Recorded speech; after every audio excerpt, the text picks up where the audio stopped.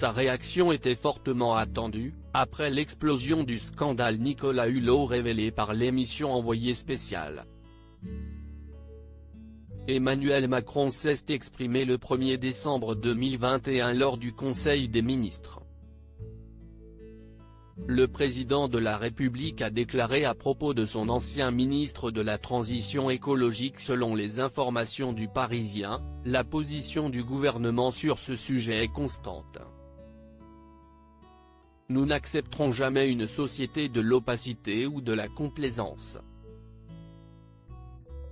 Et nous ne voulons pas non plus d'une société de l'inquisition. Alors l'enjeu, si est de faciliter et d'accompagner la libération de la parole, le recueil des plaintes, l'efficacité de la justice. Nous avons énormément fait pour cela et nous allons continuer à agir résolument dans ce sens. Une position claire que le chef de l'État veut distinguer de tout déchaînement. La justice ne se fait pas dans les médias. Emmanuel Macron doit aussi se dégager du malaise du gouvernement avec notamment le rôle de Marlène Schiappa. La ministre avait affiché tout son soutien à Nicolas Hulot lorsqu'il avait été une première fois accusé par l'enquête du magazine L'Hebdo en 2018, alors qu'elle était en charge de l'égalité entre les femmes et les hommes.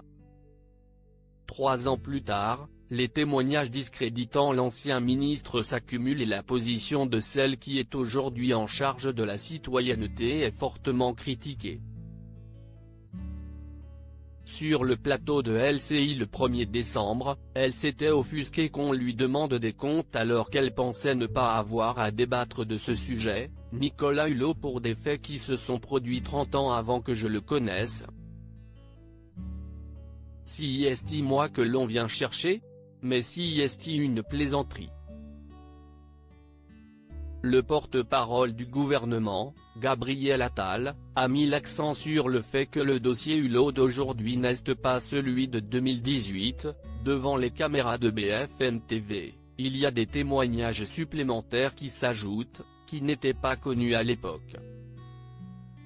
Sur Europe 1, le député Gilles Boyer, ancien conseiller d'Édouard Philippe, à l'époque Premier ministre quand l'homme du scandale était au gouvernement, a déclaré, au moment où l'affaire est sortie, Nicolas Hulot nous a fait part de sa position, nous a dit que les accusations ne reposaient sur rien, et à l'époque, nous n'avions aucun moyen de confronter cette version avec celle de la personne qui témoignait, mais était anonyme. On ne savait rien.